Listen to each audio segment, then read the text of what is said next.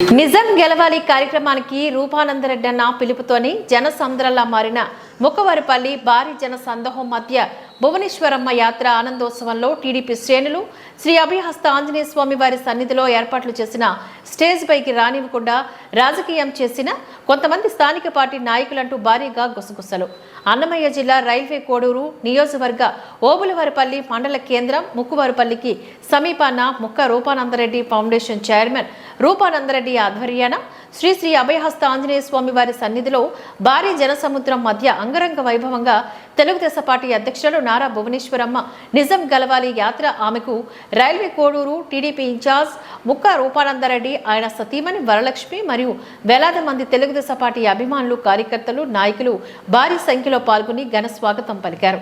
ఈ కార్యక్రమంలోని నారా భువనేశ్వరి మాట్లాడుతూ రాష్ట్రం అభివృద్ధి చెందాలి అంటే నారా చంద్రబాబు నాయుడు ముఖ్యమంత్రి కావాలని, గతంలోని నారా చంద్రబాబు నాయుడు చేసినటువంటి అభివృద్ధి కార్యక్రమాల గురించి వివరిస్తూ ఓ రాష్ట్రం బాగుపడాలంటే నాయకుడు అనేవాడు అతని గురించి ఆలోచించడు, రాష్ట్రం గురించి ఆలోచించాలి, ప్రజల గురించి ఆలోచించాలి, కార్యకర్తల గురించి ఆలోచించాలి, రాష్ట్ర యోగక్షేమాలు దృష్టిలో పెట్టుకుని ముందుకు తీసుకువెళ్లాలని అలాంటి నాయకుడు నారా చంద్రబాబు నాయుడు అంటూ కొనియాడారు. ముఖ్యంగా మహిళలకు నారా చంద్రబాబు నాయుడు ఎంతో మేలు చేశాడని, ప్రతి కుటుంబం ఎదగాలంటే ఓ స్త్రీ అవసరం, స్త్రీ ఆనందంగా క్షేమంగా ఉన్నప్పుడే ఆ కుటుంబం బాగుంటుందని చంద్రబాబు నాయుడు కోరుకునేవారని, ఈసారి ఎన్నికల్లో గెలిస్తే ప్రతి ఆడబిడ్డకు నెలకు 1500 రూపాయలు చొప్పున వారి అకౌంట్లో వేస్తారని, ప్రతి కుటుంబానికి 3 గ్యాస్ సిలిండర్లు ఉచితంగా అందిస్తారని, యువకులకు 20 లక్షల ఉద్యోగాలు ఇస్తారని, అలాగే ప్రతి నిరుద్యోగి యువకులకు నెలకు 3000 రూపాయల చొప్పున నిరుద్యోగ భృతి అందిస్తామని, ముఖ్యంగా చంద్రబాబు నాయుడు రాష్ట్రానికి పరిశ్రమలు తీసుకువస్తారని, పరిశ్రమల ద్వారా యువకులకు నిరుద్యోగం లేకుంటే ఉద్యోగ అవకాశాలు కల్పిస్తారని పేర్కొన్నారు. 5 సంవత్సరాల నుంచి రాష్ట్ర ప్రజలు నరకం అనుభవిస్తున్నారని, అది మీకు తెలుసని, రాష్ట్ర అభివృద్ధి లేకుండా అట్టడుగు లోకానికి తీసుకువెళ్లారని, రాష్ట్రం నాశనం చేస్తుందని ప్రస్తుత ప్రభుత్వాన్ని పరిపాలనను దుయ్యబట్టారు. తెలుగుదేశం పార్టీని ముందుకు తీసుకువెళ్లాలంటే ఎవరు అవసరమంటూ కార్యకర్తలను ప్రశ్నించగా కార్యకర్తలందరూ నారా చంద్రబాబు నాయుడు అని సమాధానమిచ్చారు. దానికి ఆమె కాదు లక్షలాది మంది పసుపు సైనికులు అంటే మీరే అంటూ బదులిచ్చారు. దానికి అభిమానుల దగ్గర నుంచి పెద్ద ఎత్తున ఈలలు, కేకలు, కేరింతలు, చప్పట్లు ఎగసిపడ్డాయి. అనంతరం ముక్క రూపానంద రెడ్డి నాయకత్వం వర్ధిల్లాలని పెద్ద ఎత్తున నినాదాలు చేశారు. కార్యకర్తలు భారీ సంఖ్యలో ప్రజలు ఈ కార్యక్రమానికి రైల్వే కోడూరు నియోజకవర్గంలో టీడీపీ, జనసేన, బీజేపీ నాయకులు, కార్యకర్తలు, అభిమానులు, ప్రజలు వేల సంఖ్యలో పాల్గొన్నారు.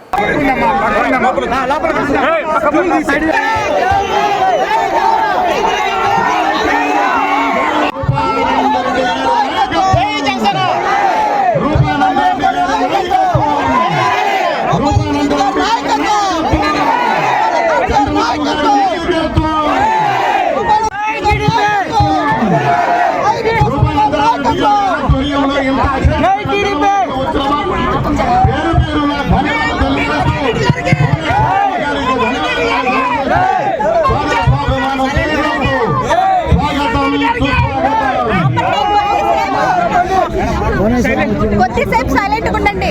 తెలుగుదేశం కార్యకర్తలకి, కుటుంబ సభ్యులకి, కార్యకర్తలు కాదు తెలుగుదేశం మనందరం ఒకే కుటుంబం. పాతలో నడుద్దాం. అది మీ అందరికీ పేరు పేరున నా నమస్కారాలు.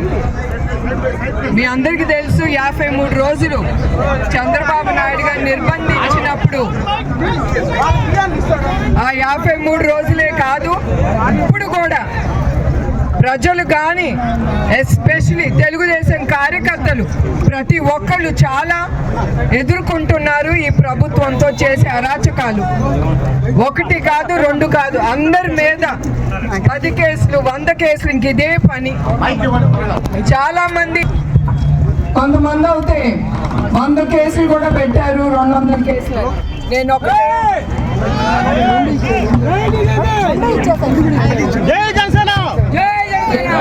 అంటాను, ఎన్ని కేసులుంటే మీరు అంత పెద్ద హీరోలు తెలుగుదేశానికి, ఆంధ్రప్రదేశ్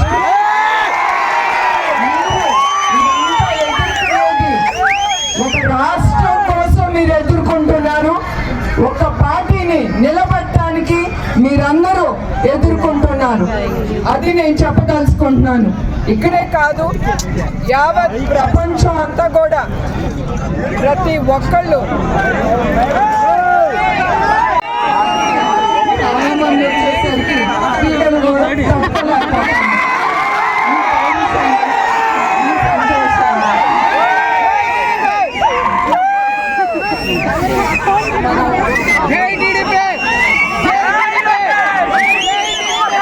తెలుసు మీ నాయకుడి గురించి. ఆయన 5 ఏళ్ల పరిపాలనలో మీరు చాలా అభివృద్ధి చేశారు. ఆయన మన ఉమ్మడి ఆంధ్రప్రదేశ్ని విభజన అయిన తర్వాత కట్టు బట్టలతో ₹1 కూడా ఇవ్వకుండా బయటికి తరివేశారు మన ఆంధ్రప్రదేశ్ ప్రజల్ని. అట్లాంటి రాష్ట్రాన్ని 5 ఏళ్లలో మీ నాయకుడు రాత్రింబగలు కష్టపడి చాలా పరిశ్రమలు తీసుకొచ్చారు. ఇంకొక 5 ఏళ్ళు ఆయన కనుక ఇప్పుడు ఉండుంటే మన ఆంధ్రప్రదేశ్ పక్క రాష్ట్రాల కంటే కూడా ముందుకెళ్ళేది. ఎస్పెషల్లీ మన యువకులకి ఉద్యోగాలు కలిగేవి. ప్రతి ఒక్కరు గర్వంగా చెప్పుకునే వాళ్ళం మన ఆంధ్రప్రదేశ్ నుంచని. ఇప్పుడు మన పక్క రాష్ట్రం హైదరాబాద్, తెలంగాణ వాళ్ళెంతో గొప్పగా చెప్పుకుంటారు. చంద్రబాబు నాయుడు గారు ఆయన విజన్ 2020తో ఆ ఐటీ హబ్ ముందుకు తీసుకొచ్చారు. యువకులకి ఉద్యోగాలు కల్పించారు. అప్పుడు దాని తర్వాత వాళ్ళ బిడ్డలకు కూడా ఇప్పుడు పనిచేస్తున్నారు. ఆ కుటుంబం లక్షలు సంపాదిస్తుంది, సంవత్సరానికి కోట్లు కూడా సంపాదిస్తున్నారు. అది చంద్రబాబు నాయుడు గారు తర్వాత ఏ ప్రభుత్వం వాళ్ళు తెలివైన వాళ్ళు ఈ ప్రభుత్వంలా కాదు, వాళ్ళ ఐటీని ముందుకు తీసుకెళ్లారు ఏది ఆపకుండా. కానీ ఈ 5 ఏళ్ల పరిపాలన మీరు చూశారు. ఇప్పుడు ఈ ప్రభుత్వం ఏం చేస్తుందో.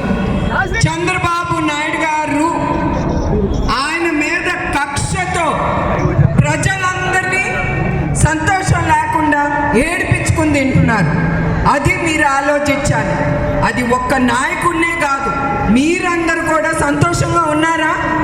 మీ కుటుంబాలు కానీ ప్రజలు కూడా ఆలోచించాలి. ఇది ఒక్కడి గురించి ఆ కక్షతో రాష్ట్రాన్ని నాశనం చేసేస్తుంది ఈ ప్రభుత్వం. ఒక నాయకుడు అతని కోసం ఆలోచించాడు, ప్రజల కోసం ఆలోచిస్తాడు. కార్యకర్తలు అవ్వనండి, ప్రజలు అవ్వనండి, రాష్ట్రం సుఖం కోసం ఆలోచిస్తాడు. దాని అభివృద్ధి చేయాలని ఆలోచిస్తాడు, కానీ దాన్ని ముందుకి కిందకి పడేయాలని ఎప్పుడు ఆలోచించాడు. అది మీరు ఆలోచించాలి. అట్లానే మహిళలు, చంద్రబాబు నాయుడు గారు మహిళల కోసం చాలా పథకాలు తీసుకొచ్చారు. మహిళలంటే మహాశక్తి. మన కుటుంబంలో మనం కుటుంబాన్ని ముందుకు తీసుకెళ్లేది మన స్త్రీలు. అది నేను మీకు గుర్తు చేయాలనుకుంటున్నాను. మహిళల కోసం 18 సంవత్సరాలు వచ్చే ఆడపిల్లలకి 1500 బ్యాంక్ అకౌంట్లో వేస్తున్నారు. అట్లానే ప్రతి బిడ్డకి 15,000 పడేటట్టుగా వాళ్ళ అకౌంట్లో అది కూడా చేస్తున్నారు.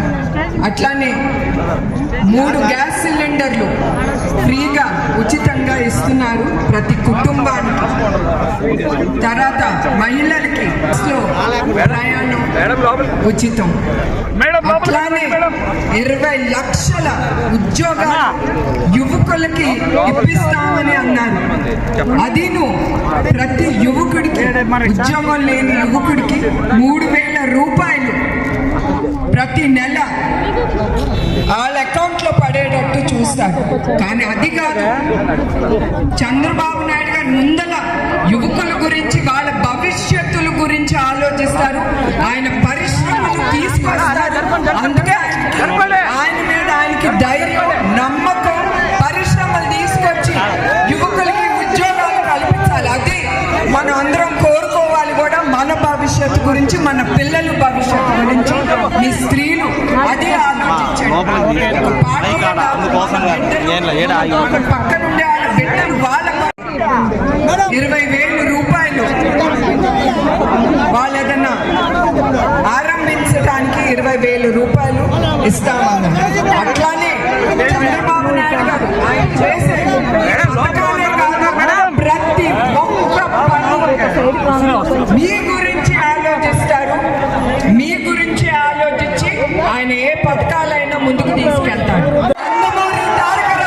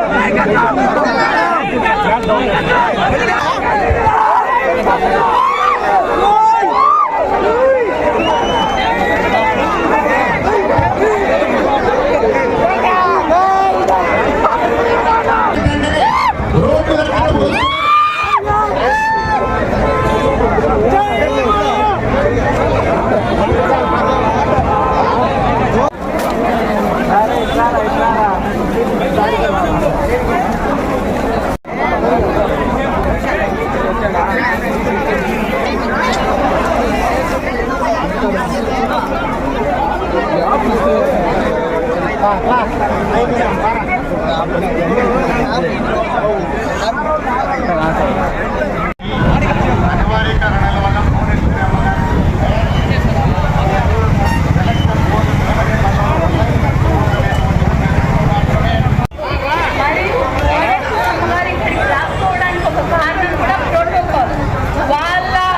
వాళ్ళని అర్థం చేసుకోవాలి. మీరు వచ్చిన ప్రతి ఒక్కరు కూడా వాళ్ళని అర్థం చేసుకుంటారని కోరుకుంటున్నాను. వచ్చిన ప్రతి ఒక్కరు భోజనం చేసుకోండి, ప్రతి ఒక్కరు భోజనం చేసి వెళ్ళండి.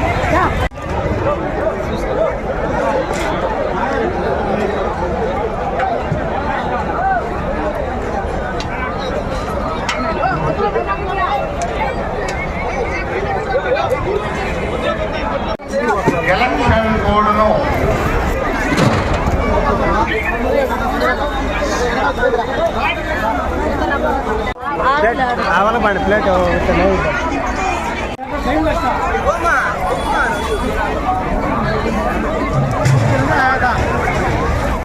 ఆమె స్టేజ్ మీద ప్రసంగించలేదు.